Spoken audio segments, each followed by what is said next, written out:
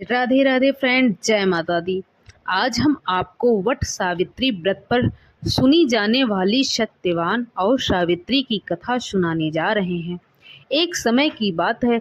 अश्वपति नाम के राजा थे। उनकी कोई संतान नहीं थी। राजा ने संतान प्राप्ति के लिए अनेकों यज्ञ किए, जिसके फलस्वरूप उन्हें एक तेजस्वी कन्या की प्राप्ति हुई। राजा ने कन्या का नाम सावित्री रखा। समय बीतता गया। सावित्री विवाह योग्य हो गई। एक दिन राजा ने सावित्री से कहा, सावित्री, अब तुम विवाह योग्य हो गई हो, इसलिए स्वयं अपने लिए योग्य वर की खोज करो। पिता की बात मानकर सावित्री मंत्रियों के साथ यात्रा पर निकल गई। अनेक ऋषि आश्रमों में और जंगलों और तपोवन में घूमने के बाद वह राजमहल में लौट आई। संयोगवश उस समय उसके पिता के साथ देवर्षि नारद भी थे। सावित्री ने उन्हें प्रणाम किया। राजा अश्वपति ने सावित्री से उसकी यात्रा का समाचार पूछा। सावित्री बोली, पिताजी, तपोवन में अपने माता पिता के साथ निवास कर रहे सत्यवान मेरे लिए योग्य है। मैंने मन से उन्हें अपना पति चुना है। सावित्री की बात सुनकर देवर्षि नारद चौंक उठे और बोले, राजन, सावित्री ने तो बहुत बड़ी भूल कर दी है। यह सुन अश्वपति चिंतित हो गए और बोले, हे देवर्षि, सत्यवान में ऐसा कौन सा अवगुण है? इस पर नारद जी ने कहा, राजन, सत्यवान के पिता शत्रुओं के द्वारा राज्य से वंचित कर दिए गए हैं, पर वन में तपस्वी जीवन वह व्यतीत कर रहे हैं और अपनी दृष्टि खो चुके हैं। राजन, सबसे बड़ी कमी यह है कि सत्यवान अल्पायु हैं। 12 वर्ष की आयु में से अब उसके पास केवल 1 वर्ष की आयु शेष रह गई है। नारद जी की बात सुनकर अश्वपति ने सावित्री को समझाया कि वह किसी दूसरे उत्तम गुणों वाले पुरुष को अपने पति के रूप में चुन ले। सावित्री बोली, पिताजी, नारी अपने जीवन में केवल एक ही बार पति का वरण करती है। अब चाहे जो भी हो, मैं किसी दूसरे को अपने पति के रूप में स्वीकार नहीं कर सकती। पुत्री की हट के आगे पिता विवश हो गए और सावित्री और सत्यवान को एक साथ पूरे विधि विधान के साथ विवाह करा दिया। विवाह के पश्चात सावित्री ने अपने पति और सास ससुर के साथ वन में रहने लगी।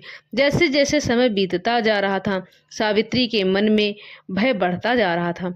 नारद जी के कहे अनुसार जब उसके पति की आयु मात्र 4 दिन बची, तब सावित्री ने 3 दिन पहले से व्रत रखना प्रारंभ कर दिया। अंततः वह दिन भी आ गया जब सत्यवान की मृत्यु निश्चित थी। चौथे दिन जब सत्यवान लकड़ियां लेने वन को जाने लगा, तब सावित्री बोली, नाथ, मैं भी आपके साथ वन को चलूंगी। सत्यवान के मना करने के बाद भी वह सास ससुर की आज्ञा लेकर अपने पति के साथ वन में चली गई। वन में सत्यवान ने जैसे ही पेड़ से लकड़ी काटना शुरू करा, उसके सर में असहनीय पीड़ा होने लगी और वह पेड़ से उतरकर गिर गया। सावित्री समझ गई कि उसके पति का अंत समय निकट है, अतः उसने अपने पति का सिर अपनी गोद में रख लिया। लेटने के बाद सत्यवान अचेत हो गया। सावित्री चुपचाप आंसू बहाती ईश्वर से प्रार्थना करने लगी। तभी उसे लाल वस्त्र पहने भयंकर आकृति वाला एक पुरुष दिखाई दिया। वह साक्षात यमराज थे। सावित्री बोली, महाराज, आप कौन हैं? यमराज ने उत्तर दिया, सावित्री, मैं यमराज हूँ और तुम्हारे पति का प्राण हरने आया हूँ। सावित्री बोली, प्रभु, सांसारिक प्राणियों को लेने तो आपके दूत आते हैं, क्या कारण है जो आप स्वयं आए हैं? तब यमराज ने उत्तर दिया कि सत्यवान अत्यंत धर्म, आत्मा तथा गुणों के सागर हैं। मेरे दूत इन्हें ले जाने की योग्य नहीं है, इसलिए मुझे स्वयं आना पड़ा। ऐसा कहकर यमराज ने सत्यवान के शरीर से प्राणों को निकाला और उसे लेकर वह दक्षिण दिशा की ओर यमलोक को जाने लगे। सावित्री भी उनके पीछे पीछे चल दी। सावित्री को अपने पीछे आता देख यमदूत यमराज बोले, सावित्री, तुम मेरे पीछे कहाँ आ रही हो? सावित्री बोली, मेरे पति जहाँ जाएंगे मैं भी वहीं जाऊंगी, यही मेरा धर्म है। यमराज के बहुत समझाने पर भी सावित्री नहीं मानी। उसके पतिव्रता धर्म की निष्ठा को देखकर यमराज बोले, अपने पति के बदले कोई भी वरदान मांग लो। सावित्री ने अपने सास ससुर के दृष्ट आंखें मांगी। अपने सास ससुर की वरदान में आंखें मांगी। तब यमराज ने सावित्री से कहा, तथास्तु, और फिर आगे चल दिए। सावित्री उनके पीछे पीछे फिर भी चल रही थी। अब यमराज ने सावित्री से कहा, एक और वर मांग लो। तब सावित्री ने अपने ससुर के राज्य को वर के रूप में मांग लिया। यमराज ने तथास्तु कहा और आगे चल दिए। सावित्री फिर भी यमराज के पीछे चलने लगी। अब यमराज बोले, चलो एक और वर मांग लो। तब सावित्री ने अपने पिता के लिए 100 पुत्रों का वरदान मांगा। यमराज ने तथास्तु कहकर सावित्री को वापस लौटने को कहा, लेकिन सावित्री नहीं मानी और फिर उनके पीछे चल दी। अब यमराज बोले, सावित्री, तुम मुझसे अपने पति के प्राणों के अलावा कोई भी वरदान मांगो।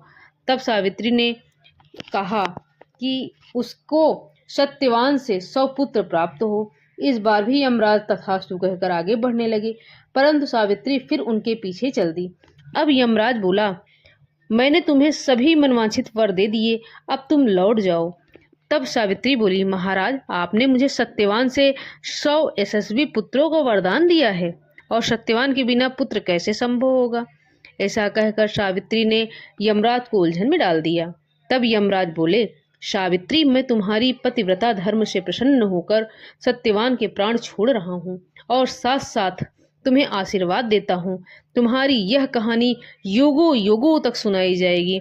यह कहकर यमराज ने सत्यवान के प्राण छोड़ दिए और यमलोक को लौट गए। तब सत्यवान और सावित्री अपनी कुटिया में पहुंचे। वहां उनके माता पिता की आंखों की दृष्टि भी लौट आई थी। उन्हें अपना खोया हुआ राज्य मिल गया था। तो दोस्तों, यह थी वट सावित्री की कथा। यह व्रत करने और सुनने विवाहित स्त्रियों के जीवन के सभी दुख दूर होते हैं, उनके पति की लंबी आयु होती है। आशा करते हैं आपको मेरी यह कहानी पसंद आई होगी। तो इस कहानी को ज़्यादा से ज़्यादा शेयर जरूर करिएगा दोस्तों। धन्यवाद आप सभी का। राधे राधे।